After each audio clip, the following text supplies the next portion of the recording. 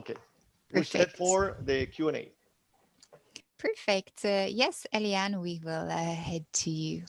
What would you like to ask? Yes, just quickly. I asked a question the last presentation, and I've not received a response. I had no additional email apart from sales regarding the length of time relating to the course. Do you recall? Very yes. Yeah, vaguely? I remember. Can I have some you feedback? Yeah. Is there any feedback on that? Yes, there is. I spoke to management, and basically what they told me is that they had a special at some point where they extended or they doubled the time to finish the course. So some people actually got, a year, but the standard time is 6 months. But the case of your friend is probably in the moment that that commercial department launched, marketing strategies. Yeah. During Okay, the long thank you. months and this and that. Thank you very much. Thank you. But I did ask and I did do my homework. Thank you. No problem. Shani, your next question. Hi, good afternoon, everyone. I just want to say thank you so much for the presentation. I'm actually in bed with flu, so that's why I haven't switched anything on and I've hardly spoken. But I meant to join you the last time, and I was at a barbecue, a friend's 76th birthday, and it just went on. So I haven't been around for a while, but it's absolutely fantastic to be back. And thank you so much for today. I just think it's amazing. You come up with stuff that I never even thought of, and that is my learning process, and that's what I absolutely love. Is you guys keep me engaged, so hopefully that I can pass that on to whoever I teach in the future. So thanks very, very much. It's just a thank you. Oh, thank you for such kind words. And like James said earlier, for anything that you missed, just to hop onto the YouTube page and you should be able to find all of the last webinars and stuff that we did. And the last one that we had loads of different resources for all of the different types of games. I know James touched a little bit on that today. But last week we did a whole webinar on loads of different games, loads of different types of games, and not just kind of URL links, but games that you can do with props and materials and flashcards here as well. So do check that out. I'm really glad to hear all the positive feedback and really happy that we do keep you guys engaged for such a long period of time. And I do hope that this helps you engage your students. And I think it does. That's like everybody, we learn from what we do, and we can take bits and pieces from our webinars or from what we see other teachers doing them and bring them into our classroom. So fantastic. Before Shani and Kevin and Lynn speak, because I know you got your hands up. Thank you for those kind words. And you know what would really help us? If you could leave us a review on our Facebook page. And let me show you quickly, and then I'll give you time to Cara, could you share Facebook with us, please? Oh, you want me to share Facebook or your host? Well, no, what I'm saying is so you can find the right page, because I'm going to show you where our Facebook page is, because sometimes teachers want to leave us reviews, and what happens is they for some reason they can't seem to find the right page. Okay, so what did I do? I clicked on the wrong place. Okay, so you're seeing my screen now, right? Then where we want to go is to, 1 second.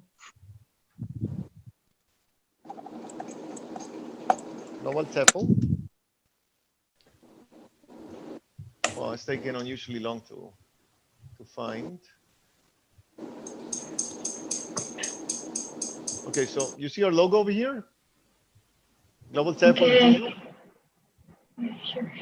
And then what we would like you to do would be to simply go to where it says reviews.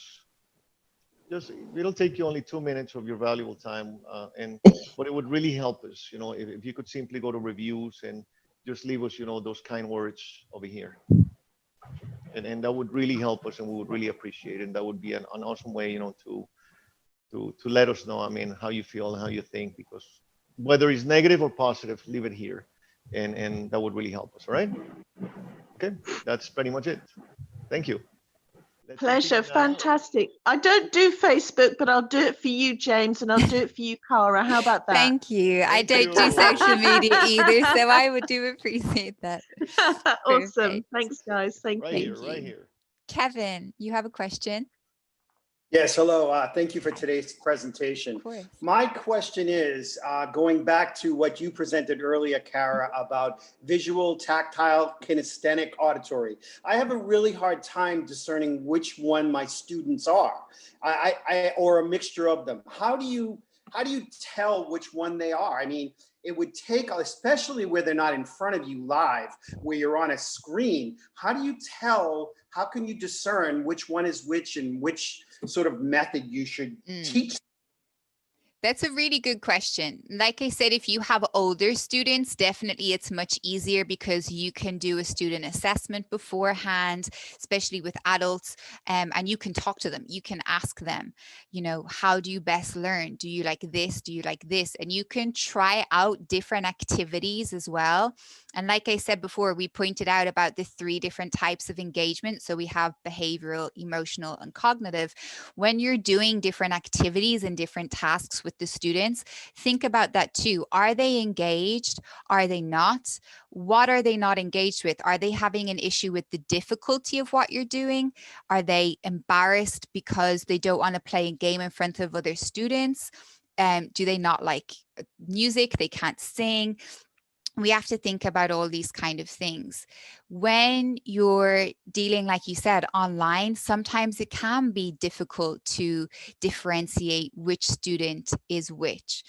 And I would think that don't get so focused on trying to pinpoint and label each and every student. What we're aiming for here, or I think the main reason why we're talking about student engagement here, and the reason why I showed you the total group of learners, is because to keep students engaged, no matter what type of learner they are, we still need variety, right?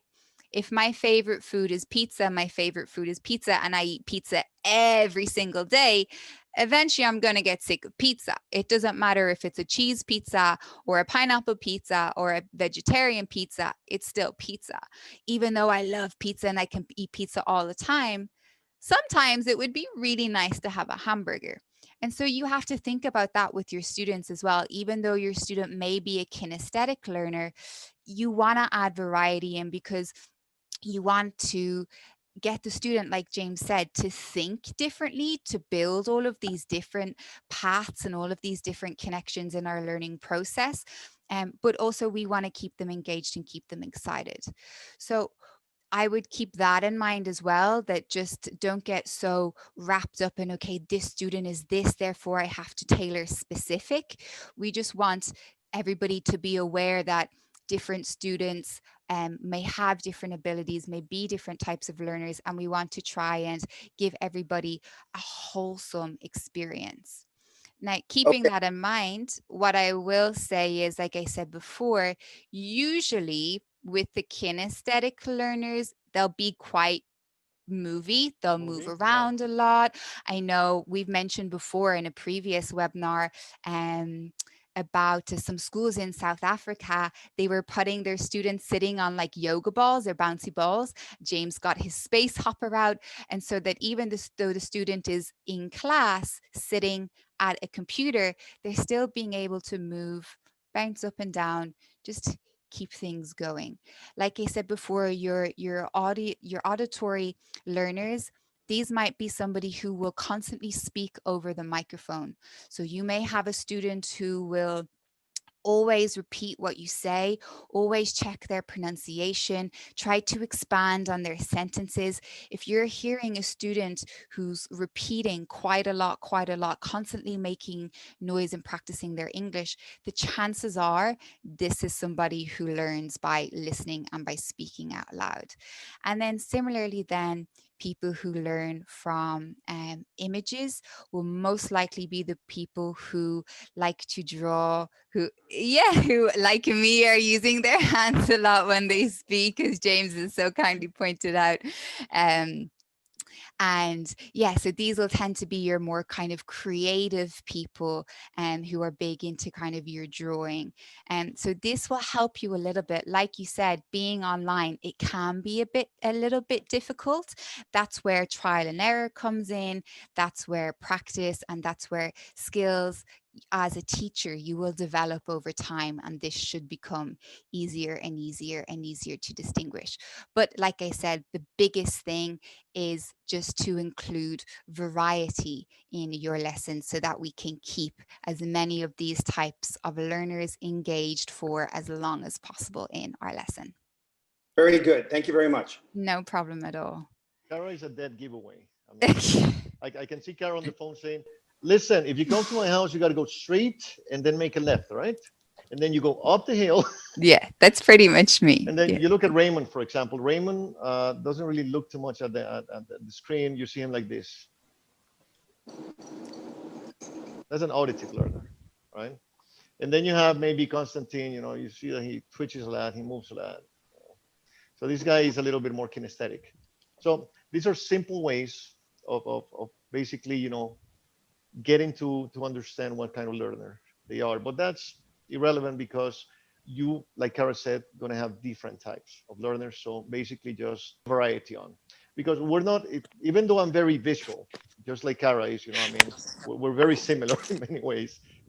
That doesn't mean that I don't have a kinesthetic side to me or a, you know, auditive side to me. It's just that my visual part is much more predominant. But it's also important, you know, to keep it, you know, varied, like Kara said. Thank you, James. Thank you, And Kara. That let was me a see. very good explanation. Thank you. We have time just for another couple of quick questions. So we have two more. We'll go to Ahmad first, and then Pam will finish off with. Actually, Kara, in all fairness, Yeah. since we started like 10 minutes late, we could extend it a Wrap little it bit. up. You know, Okay, there are no more problem. questions. That's I know fine. that Lynn had a question, and we haven't given her the chance to speak. Okay, Lynn, perfect. the one that is listed as user. That's Lynn, User right? Lindsay, yes. User. Lindsay, Oh, okay. actually, everything I've learned it already on your online module, and then it's my first time to join this webinar. It's great. It's really Oh, wonderful. good. Thank you. Yeah, thank you so much. And I'm looking forward for another webinar, free webinar. Good. We're glad you enjoyed them. We run them every 2 weeks or so. But if you're included in the mailing list now, you should get an invite every time one is running, and you're more than welcome. The more the merrier. So we'd love to have you join in every time. Perfect. We got Ahmed, and then we Yep. have Pam. Ahmed. Hi, James and Hey. Kara. I'm sorry for the mishap earlier. No, don't I- worry. I think that may have been my fault on that one. But what I wanted to ask is that, you know, you mentioned the use of props and puppets. Now, at what stage do you stop using these props and puppets? Is it only for younger children, or can it be used for adults or senior people also? I think that's up to you and up to your student. I would use different props with any age of student depending on what I'm trying to teach, right? I don't think, yes, we have to tailor our games and our activities depending on age. There are some things that will, or certain games that will be too childish for older users, but you also have to think over trying to teach concept. We can still use TPR. How you doing? And like you saw earlier, James was using his puppet, and we did get involved also. You know, it did encourage a couple of other smiles. So I wouldn't necessarily use just props and tools with just younger ages. I would include them with the older students if I could, especially with lower level older students, because it means you can demo things a little bit more. So you can demonstrate something. For example, I taught a lesson 2 days ago about doing a self-introduction. And so for me, I had a pig and I had an elephant, and I introduced my friend Pig. We did a self-introduction. I introduced my friend Elephant. We did a self-introduction, and then the students had a try. So the puppets were only here for me to demonstrate to the students and give them an example of what they could do. And so in that respect, I don't see any issue with using props and toys and cuddly toys and things for older students. I think this can vary. By the looks of things, James ran and disappeared to get some props that he Actually, might show you. Yeah, I wanted Ahmed to. Ahmed, could you repeat the question? I'm Oh, sorry. that's very interesting. Could you repeat the question, please? One can use the props or the Muppets or puppets for older people also, for for younger No, or you for can older use, students. adult props, or maybe, I mean, I want to interview you. So inquiring minds want to know, what is your opinion on the matter? Okay. What is my Matter? So what I'm giving you is an example of how props do not only need to be toys. I mean, a microphone always works when you want to say to students, okay, repeat after me, engineer, Engineer. Engineer. engineer. Engineer. Very Okay. good. All All right. right. Okay. Great job. All right. Good. So again, props do Anything not to only, create. yeah, exactly. Props do not only limit themselves to, I mean, you can even grab, one of the old video cameras. I have like these very hefty old video cameras from the 80s.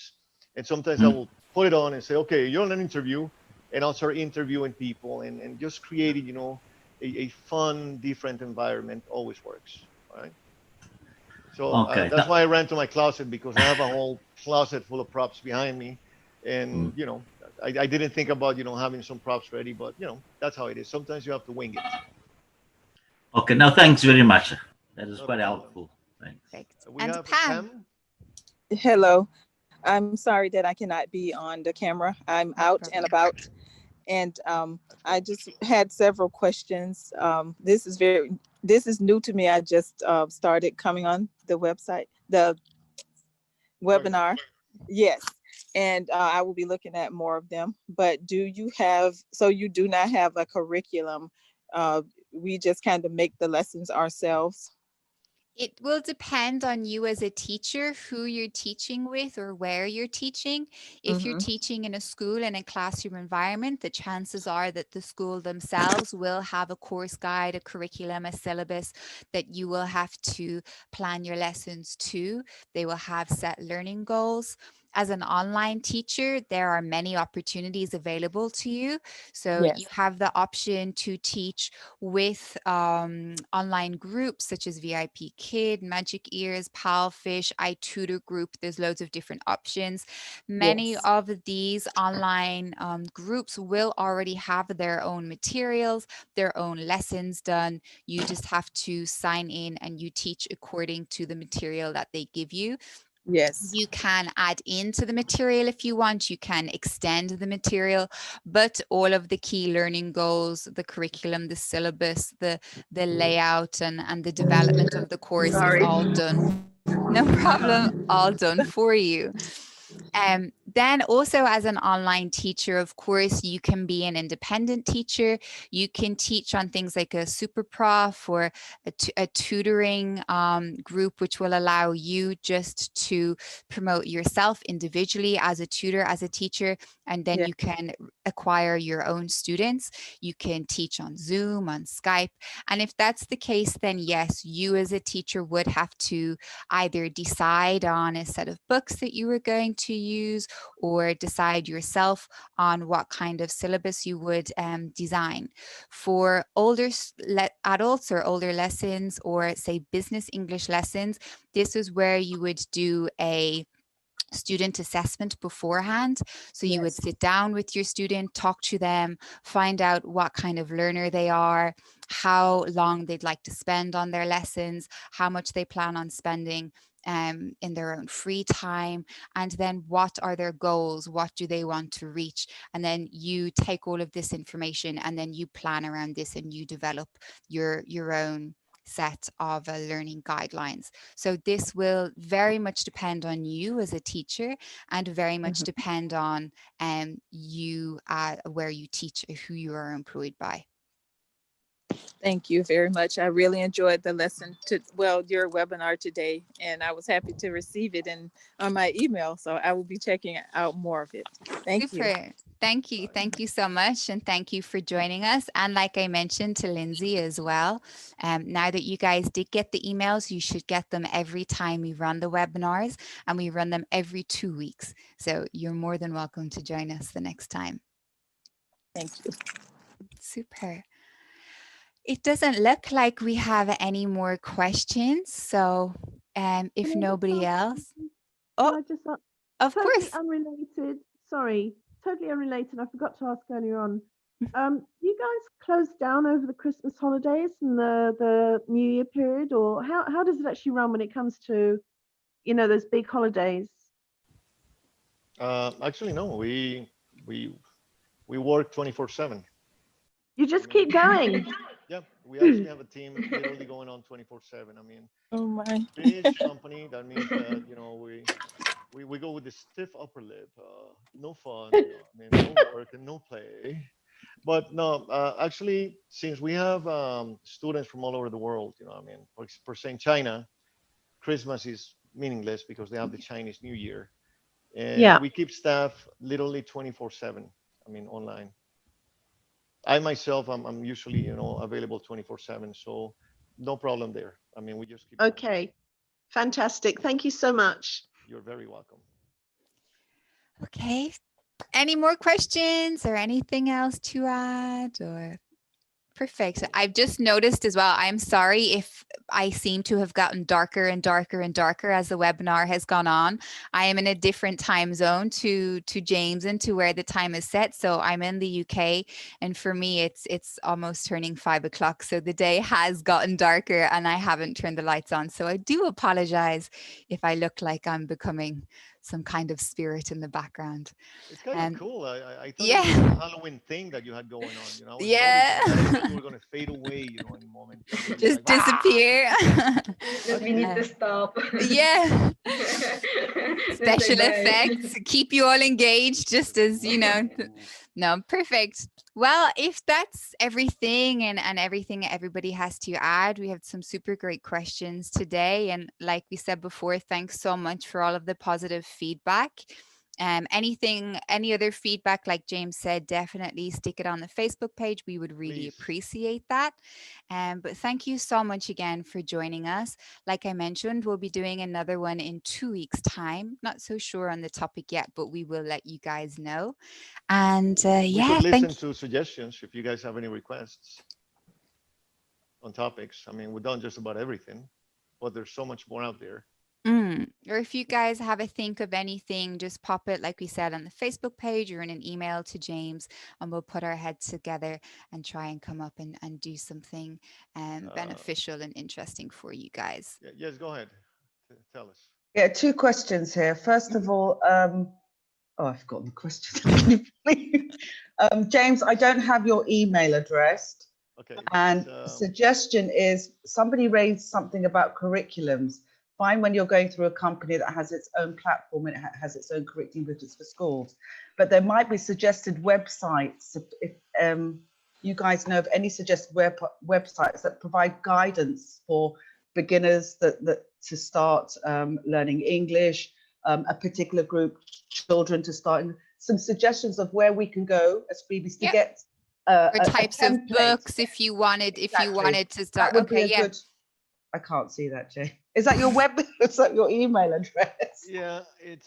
Do you mind saying it? Academic support at globaltefl.uk.com.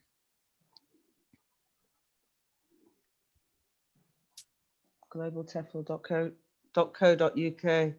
James, if you speak, you will bring the video back to you and we can see better. So here we go. Is that better? Academic.support. Support. At globaltefl.uk.com. Yeah, okay. I got it. And just one question. I noticed that on your website you've got 2 numbers. You've got a UK number. Is that where you're located at the moment? I'm in the UK. Right. James is in Colombia. New York. Actually, my office is in New York. Okay. Right? And how do you spell your name, Cara, please? C-A-R-A. Cara with a C, not a K. It's That's me. it. Sorry, thank you ever so much. No problem, and great suggestion as well. I'll definitely look into that for books or resources if you want to develop your own lessons, and as well maybe doing student assessments. If you're starting off with your lessons, starting off with your own students, how do you evaluate them and look into what you're going to do? Great topic. Super. Just to clarify, I'm in New York at the moment, but we do have offices in Cali, Colombia, and I've been traveling back and forth. So it gets confusing, to figure out where the heck I am. Because, Thank you. That was our wonderful. Our whole support team, call center and whatnot, we outsource like everybody else does. So we have that team in South America, and Colombia is the ideal place right now. Okay. James, can you put again the email direction and the Email address? link? Okay. Here we go. Where's my camera? Right there. It's academic.support@globaltefl.uk.com. Thank you very much. Next time, maybe, James, I will add your email address to the very last page of the webinar. Right. Actually, normally we have it on. Can you allow me to share screen for a second, Karen? Yeah, sure. We'll make this easier. So. Oh, you are host. Oh, I am host? Go figure. Here we go.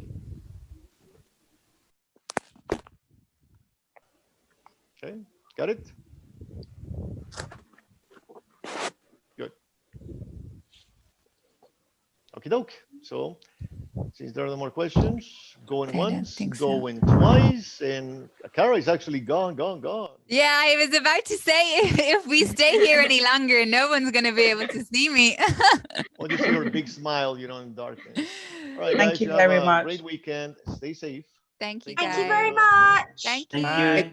Thank you. James. Thank you, Kara. Our Facebook Thank you, page. Kara. Thank you, James. Hi, Marie. Yeah. Talk to you later, Marie. Same. Thank you very much. Bye, Bye. everybody. Thanks. Bye. Enjoy your weekend.